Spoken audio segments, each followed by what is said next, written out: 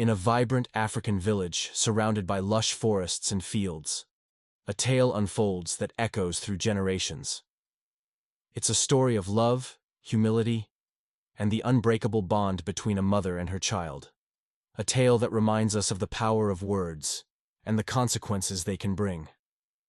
Before we dive deeper, if you're captivated by stories like these, filled with mystery, wisdom, and rich African folklore, make sure to subscribe to my channel, Queen of African Myths, where these timeless tales come to life. Now let's journey together into the heart of this unforgettable story.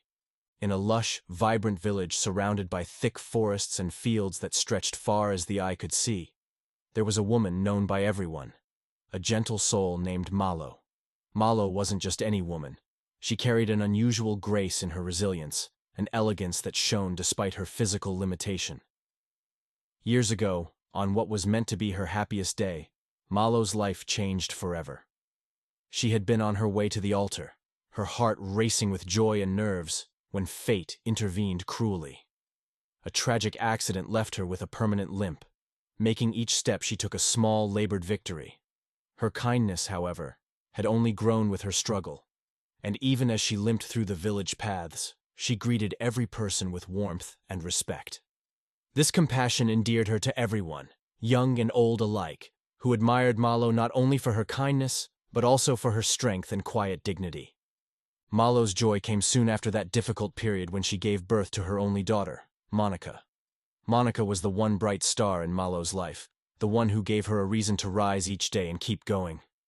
Yet, despite Malo's boundless love and gentle guidance, Monica grew into a very different person. From a young age, she displayed a sharpness that unsettled the village. Where Malo's words healed, Monica's stung. She was outspoken to a fault, quick to criticize, and rarely stopped to consider the effect her words had on others.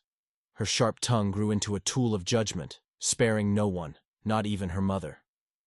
The villagers quickly learned to fear her presence, often stepping aside when they saw her approaching, and whispers about her harshness spread like wildfires through the village. Malo's gentleness extended to her daughter in every way, though it seemed that no amount of kindness could soften Monica's edge. In countless moments, Malo would pull her aside and offer gentle words of caution. She would remind Monica that words, once spoken, had the power to harm or heal, and that respect for others was a value that brought people together.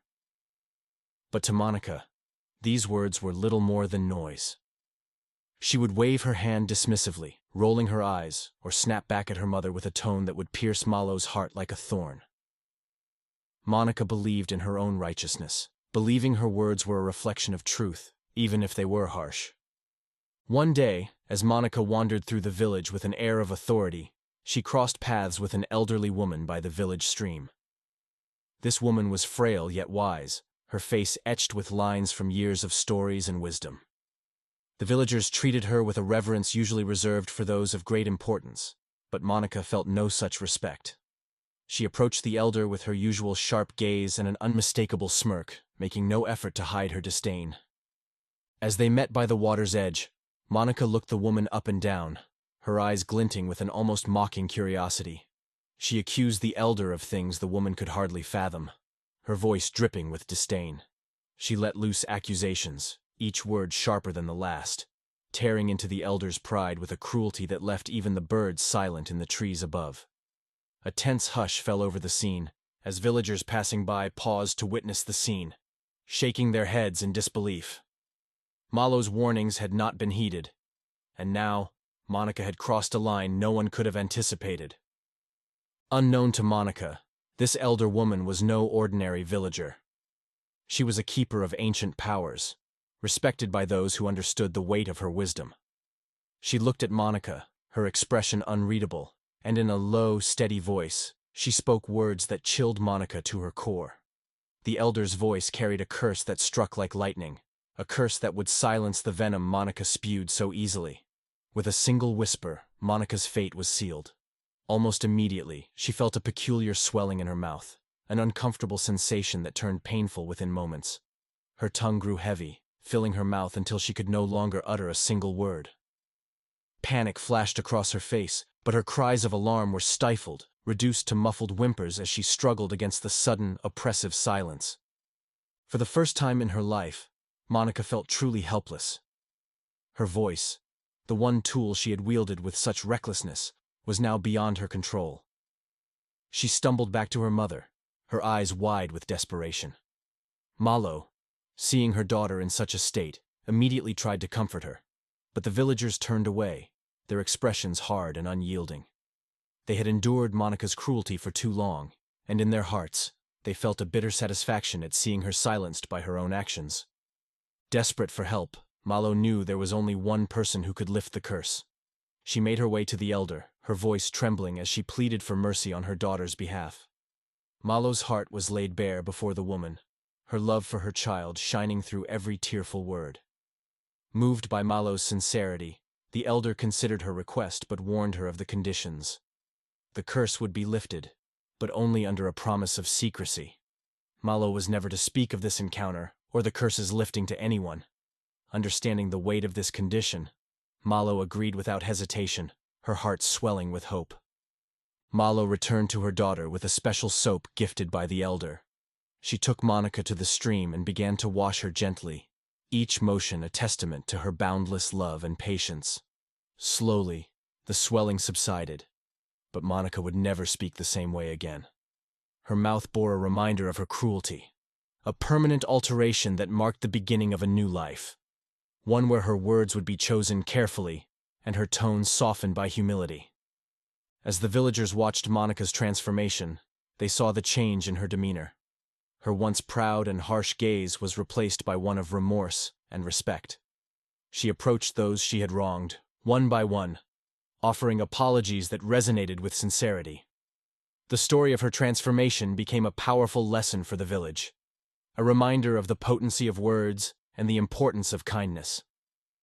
Through Monica's journey, the villagers came to understand the strength of Malo's love and patience.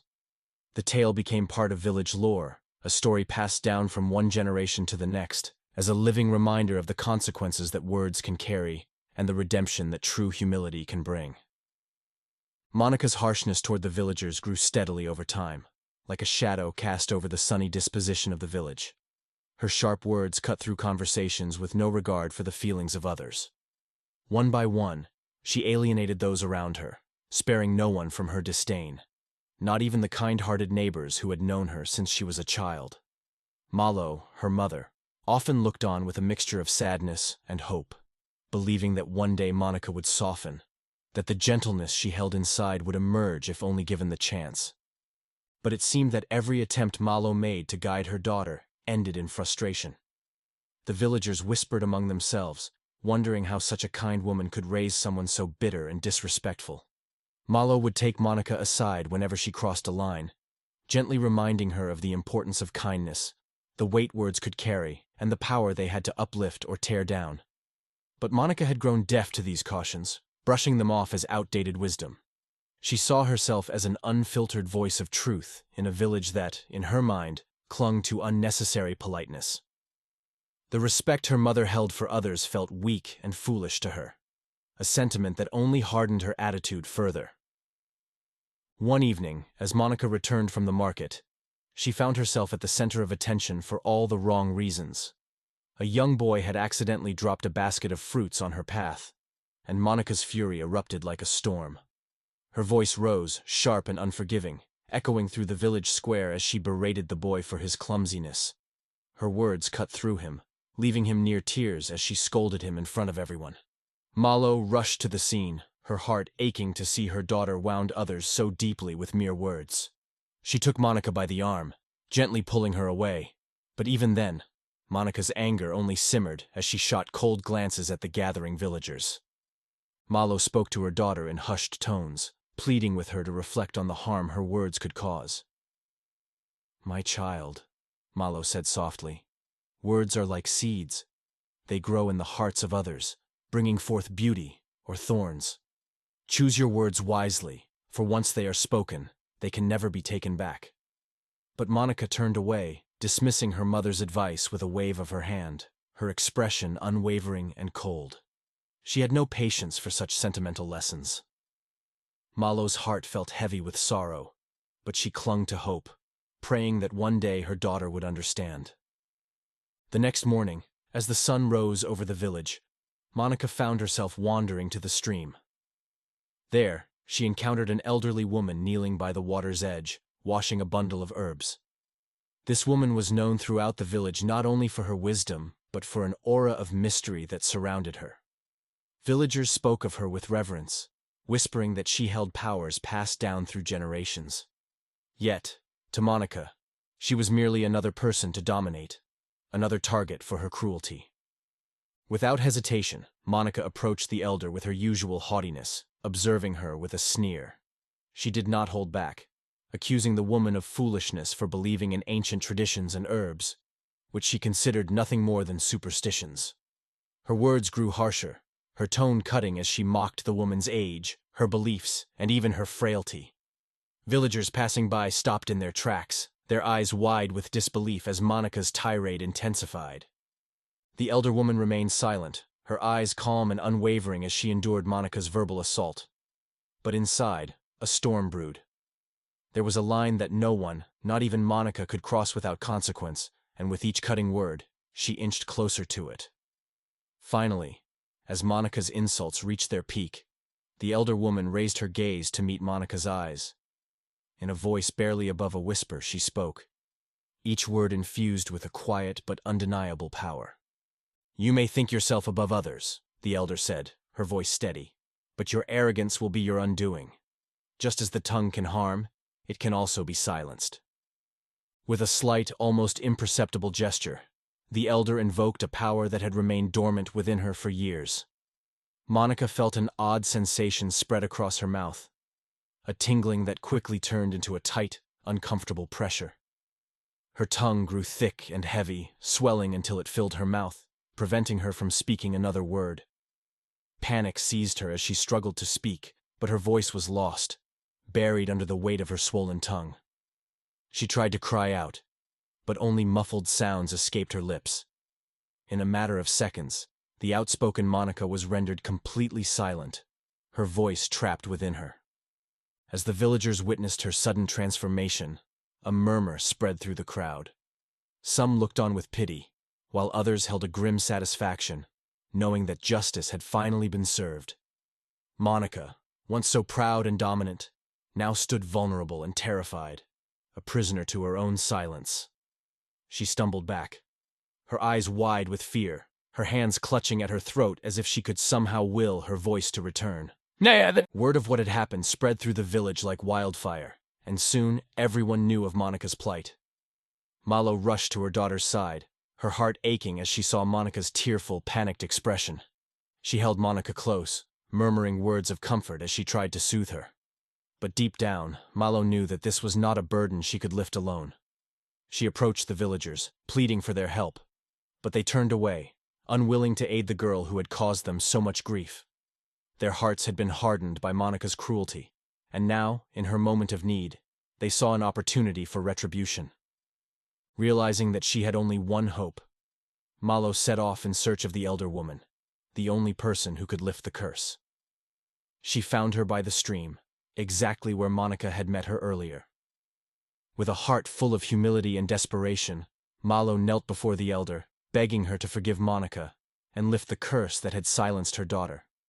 Malo's voice trembled as she spoke, her words spilling forth in a torrent of sorrow and love, revealing the depth of her devotion to her child. The elder woman watched Malo in silence, her face unreadable. After a long pause, she sighed and nodded, moved by Malo's sincerity and the love she held for her daughter. She agreed to lift the curse, but not without setting a condition. The curse would be lifted in secrecy, and Malo was never to speak of it or reveal the elder's involvement. Malo, without hesitation, agreed, knowing that she would do anything to help her daughter. The elder handed Malo a small bar of soap, handcrafted with herbs and oils known for their healing properties. She instructed Malo to take her daughter to the stream at dawn and wash her with this special soap, as the curse would only lift in the quiet stillness of morning. Malo thanked the elder with all her heart and returned to her daughter, who waited in silent agony. The following morning, Malo led Monica to the stream, cradling her face as she gently bathed her with the herbal soap. Each stroke was tender, each touch filled with the hope of a mother's love. Slowly, the swelling in Monica's mouth began to subside, and after a long, tense moment, she felt her voice return, though it was softer and quieter than before. But something had shifted within her. Her mouth, once quick to unleash hurtful words, was now marked by a faint scar, a reminder of the ordeal she had endured and the humility it had instilled in her. Monica looked at her mother with tear-filled eyes, the depth of her gratitude and remorse reflected in her softened gaze. The villagers watched her transformation with a mixture of awe and relief, seeing in her the seeds of change that had taken root during her silent suffering. Monica approached each person she had wronged, offering heartfelt apologies that carried a sincerity none of them had ever expected. With every word, she began to rebuild the bridges she had once so carelessly burned, her heart lightened by the forgiveness she found. From that day forward, Monica became a symbol of redemption and humility, her story a lesson for all. The villagers passed down the tale of her transformation to their children and grandchildren, reminding them of the power words can wield and the importance of kindness and respect. As the curse took its toll, Monica found herself grappling with a new and frightening reality. Her tongue, once sharp and unyielding, was now swollen and immobile, filling her mouth in a way that made even the simplest attempts at speech impossible. The village, once a stage upon which she had commanded attention with every scornful word, had become a silent prison. The people who once stepped aside in fear or resentment now walked past her without a second glance, some even smirking or shaking their heads in satisfaction. For them, this was poetic justice, a punishment fitting her crime. Where they had once been targets of her cruelty, now they felt a grim satisfaction in seeing her brought low. Malo, however, couldn't bear to see her daughter suffer. She had always believed that Monica's heart held goodness buried beneath her harsh words, and this belief remained even now, in Monica's most humbling hour. Desperate to relieve her daughter's suffering, Malo tried to seek out help from the villagers, pleading with them to set aside their grievances and show mercy. She went from house to house, knocking on doors and asking if anyone could lend a hand or suggest a remedy. But door after door closed in her face. People had suffered too long under Monica's cruelty, and their hearts, hardened by years of scorn, refused to soften. Days passed, and Monica's condition grew worse. Her silence weighed heavily on her, not only because she could not speak, but because, for the first time in her life, she was forced to listen. She listened to the whispers of villagers as they passed by, each murmur a reminder of the pain she had inflicted on others. She saw the hurt in their eyes, the guarded expressions they wore, even when they merely glanced her way. In her silence, Monica began to understand the depth of the wounds her words had left, each one a scar in the hearts of the people she had wronged. Malo's heart ached as she watched her daughter struggle. Though Monica could not speak, her eyes conveyed a plea for forgiveness, a desire for redemption that Malo saw but others could not. Determined to help her, Malo knew there was only one person left who could provide relief: the elder woman by the stream. With renewed resolve, Malo made her way back to the woman, carrying with her the weight of a mother's love and desperation. When she arrived, the elder was once again kneeling by the water's edge, her hands busy with a bundle of herbs. Malo approached cautiously, her voice trembling as she spoke.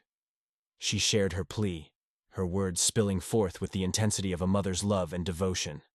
She spoke not only for her daughter, but for the hope that Monica could change, that she could become the person Malo always believed she could be.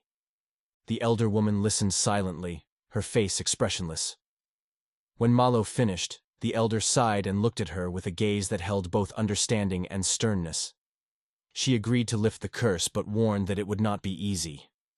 The curse was not merely a punishment, but a path to redemption, one that Monica would have to walk with humility and sincerity. Malo nodded, accepting the conditions without hesitation. The elder handed Malo a small, rough-hewn bar of soap, infused with powerful herbs and oils known to draw out impurities, not only from the body but from the spirit. She instructed Malo to take her daughter to the stream at dawn, where the waters held a special power at first light. There, Malo was to bathe her daughter with the soap, but with each stroke, she was to speak words of forgiveness and guidance, allowing Monica to absorb the strength of her mother's love and the purity of the water. The next morning, before the sun had fully risen, Malo led Monica to the stream. The quiet of dawn enveloped them, broken only by the gentle trickle of water as it flowed over rocks and stones. Malo helped Monica kneel by the water, and with a tenderness that spoke of years of love and patience, she began to wash her daughter with the herbal soap. Her hands moved slowly, each stroke a deliberate act of care and forgiveness. As the soap touched Monica's skin, a faint warmth spread, a sensation that seemed to ease not only her physical pain, but the emotional burden she carried as well. With each pass of the soap, Malo whispered words of wisdom, lessons she had tried to impart over the years. She spoke of kindness, of humility, and of the strength that lay in compassion. She reminded Monica that words had the power to heal as much as they had the power to hurt, and that the strength of a person was often found in their gentleness. Monica's eyes filled with tears as she listened, her silence no longer a burden, but a space in which she could finally hear and understand. Slowly, as the sun began to rise, the swelling in Monica's mouth subsided. She felt her tongue loosen, the heaviness lift, and as she tried to speak, her voice emerged. Soft, hesitant, but free once more. The first words she spoke were ones of gratitude and apology, directed not only at her mother but at herself, for the harm she had inflicted upon her own heart by holding on to bitterness and pride. As they made their way back to the village, Monica felt the weight of her transformation. Her mouth bore a faint scar, a permanent reminder of the lesson she had learned. This scar became a symbol of her journey, a visible mark that served as a constant reminder of the power of her words and the humility she had gained. Returning to the village, Monica approached each person she had wronged, offering sincere apologies and speaking with a gentleness that left many in awe. For some, her change of heart brought immediate forgiveness. For others, it took time. Yet Monica did not rush the process. She respected each person's journey, understanding now that trust and kindness were not things that could be demanded. They had to be earned. She worked each day to rebuild the relationships she had damaged, her words now a source of healing rather than harm. The villagers, too, came to see Monica's transformation as something miraculous. Her story became a part of village lore, passed down from one generation to the next as a cautionary tale and a source of inspiration. Parents would tell their children about Monica, the girl who had once used her words as weapons but had learned the hard way about the consequences. They spoke of Malo's unwavering love, a mother's patience that had brought her daughter back from the brink and guided her toward the light of humility and redemption. Over time, Monica became a beloved figure in the village, a quiet presence whose actions spoke louder than her words. She would often sit by the stream, helping the elder woman with her herbs, or sharing stories with children, her tone gentle and her words chosen carefully. She became a trusted figure, one whom others would turn to for advice, her journey from pride to humility, serving as a reminder of the strength it took to change. Through it all, Malo remained by her side, her heart filled with pride and relief. She knew that her daughter's transformation had not been easy, but she had always believed in Monica's potential for goodness.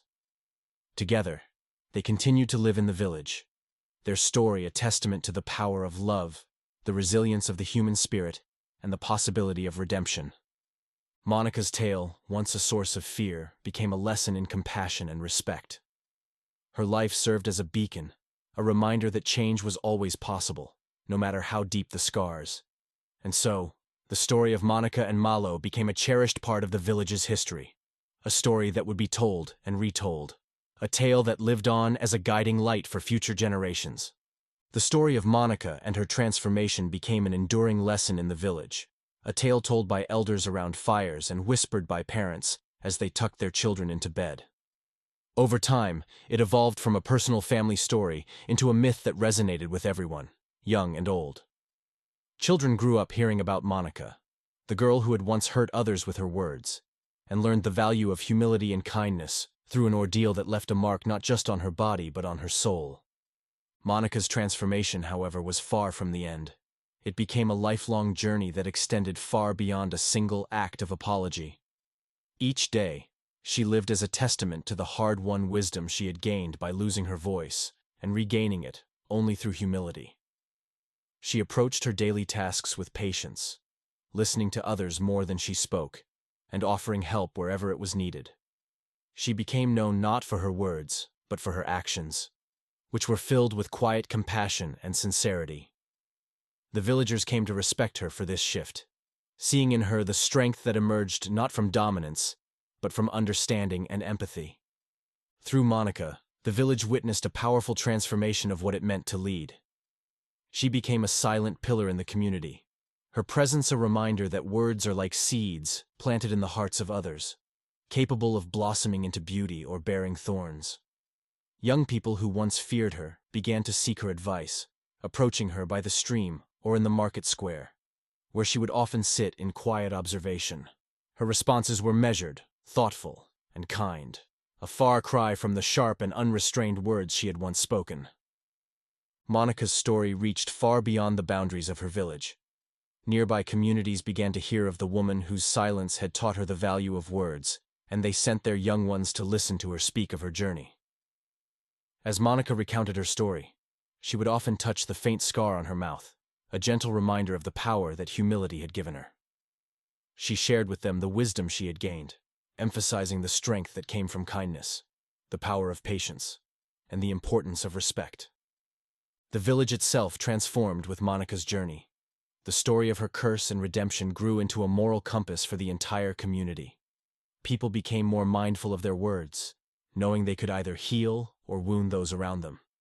Parents reminded their children of Monica's transformation whenever they witnessed harshness or arrogance, using her story as a warning against pride. They urged them to follow Malo's example of patience and compassion, knowing that true strength lay in understanding and kindness. In time, Monica's tale became an integral part of the village's identity, woven into the fabric of their culture. It became a living myth, a tale passed down from generation to generation. Every year, on the day her voice had been silenced, the village gathered by the stream where the curse had been lifted.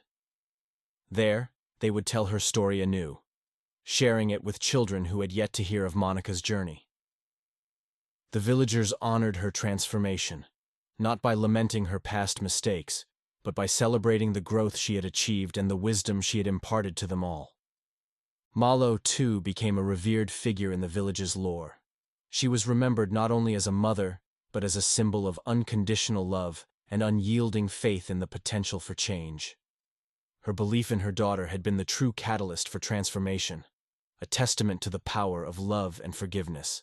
The villagers marveled at the strength it had taken for Malo to stand by her daughter, to plead for her redemption, and to forgive when others could not.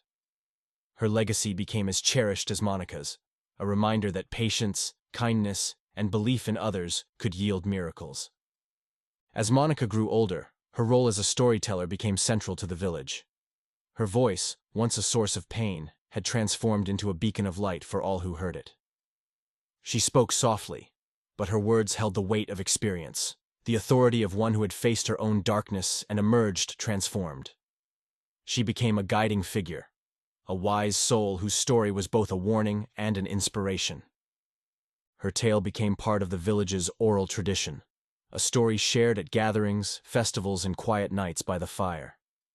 In her later years, Monica took joy in seeing how her story had shaped the village, how it had influenced the way people spoke to one another, and how it had taught them to approach others with empathy and respect. She had become more than the woman who had once been cursed. She was now a symbol of resilience, humility, and the redemptive power of love and forgiveness. And so, Monica's story lived on, not only as a reminder of her journey, but as a call to each person to consider the weight of their words, the impact they could have on others, and the potential for growth and transformation within themselves. Her life was a testament to the enduring power of humility, a lesson to all that true strength lay not in wielding words as weapons, but in using them as tools for understanding and unity. If stories like Monica's captivate you, filled with wisdom, mystery, and the rich essence of African culture, subscribe to my channel, queen of African myths, where timeless tales from across Africa come to life. These stories carry profound lessons that transcend generations, offering insights and reflections that resonate with all. Join our community and embark on a journey through the myths and legends that shape our heritage, where every story holds a truth, and every truth a path to understanding.